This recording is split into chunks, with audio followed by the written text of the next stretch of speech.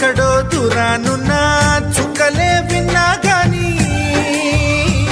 కదిలించలేదా కాస్త కూడా నీ మనసుని పరదాలు దాటి ఒక్కసారి పలకరించవేమి అందరినీ ఇలా వెంటపడి అడగాల సరదాగా నువ్వే ఎదురైతే సరిపోదా నిద్రపోతున్న రాత్రి నడిగా గుటికి చేరిన గువ్వల నడిగా